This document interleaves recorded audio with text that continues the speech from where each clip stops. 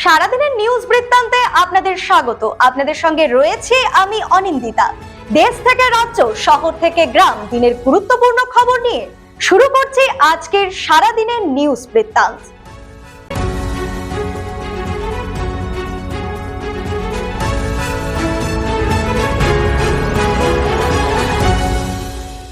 সারাদিনের নিউজ বৃত্তান্ত নিবেদন করছেন জুয়েলার্স, সোনা যা সর্বক্ষণের। Agnishwar jewellers, NS road, Raiganj. Shri Dhaka jewellers, আভিজাত্যের গয়না। ত্রিনয়নী জ্যোতিষ কার্যালয়, শ্যামপুর মোড়, দেবীনগর, রায়গঞ্জ। নেশামুক্ত সমাজ করতে Raiganj unity foundation, Rupahar, Raiganj. North বেঙ্গলের সেরা সুপার স্পেশালিটি হাসপাতাল Jibanrekha. Spectrum healthcare diagnostics, Apollo clinic, এখন রায়গঞ্জে। উত্তর দিনাজপুর জেলার ইসলামপুর মহকুমাকে ঈশ্বরপুর জেলা ঘোষণার দাবিতে সোমবার ইসলামপুর মহকুমা শাসকের দপ্তরে স্মারকলিপি জমা দিল বিশ্ব হিন্দু পরিষদ। পাশাপাশি ইসলামপুর শহরের নাম পরিবর্তন করে ঈশ্বরপুর এবং আলুয়াবাড়ি রেল স্টেশনের নাম ঈশ্বরপুর রেল স্টেশন করার দাবিও জানানো হয়। সংগঠনের দাবি, এলাকার ঐতিহ্য ও মানুষের আবেগের সঙ্গে ঈশ্বরপুর নামটি জড়িত।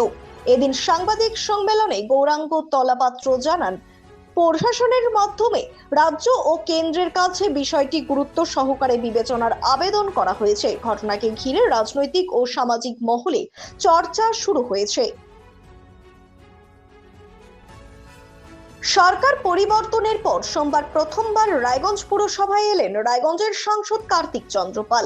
সঙ্গে ছিলেন বিধায়ক কৌশিক চৌধুরী। পুরসভায় মহকুমা শাসক তথা পৌর প্রশাসক তন্ময় ব্যানার্জির সঙ্গে বৈঠকে কর্মীদের বকেয়া বেতন সহ একাধিক সমস্যা নিয়ে আলোচনা করেন সাংসদ।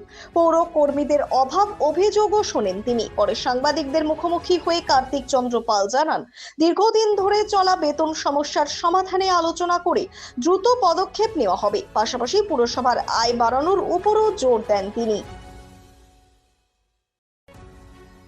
কেন্দ্রীয় সরকারের উদ্যোগে আদিবাসী উন্নয়নের লক্ষ্যে সোমবার থেকে হেমতাবাদে শুরু হলো জনভাগিদারি অভিযান কর্মসূচি।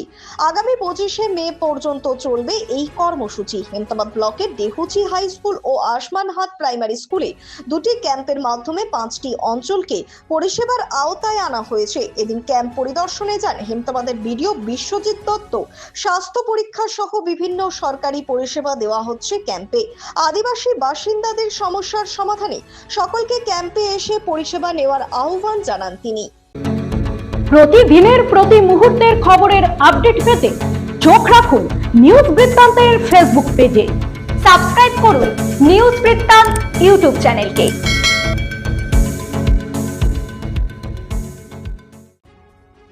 প্রদেশ কংগ্রেস সভাপতি শ্রী শুভঙ্কর সরকারের ওপর বিজেপির বর্বরতা হামলার প্রতিবাদে হেমতাবাদ থানায় ডেপুটেশন জমা দিল কংগ্রেস নেতৃত্ব। সোমবার বিকেলে হেমতাবাদ থানার আইসি সুজিত লামার কাছে দাবিপত্র দেওয়া হয়। হেমতাবাদ সদর এলাকায় মিছিল করে এই দাবিপত্র দেওয়া হয় হেমতাবাদ থানায়। হেমতাবাদ ব্লক কংগ্রেস সভাপতি তাজিমউদ্দিন তালুকদার সহ অন্যান্যরা উপস্থিত ছিলেন এদিনের এই কর্মসূচিতে।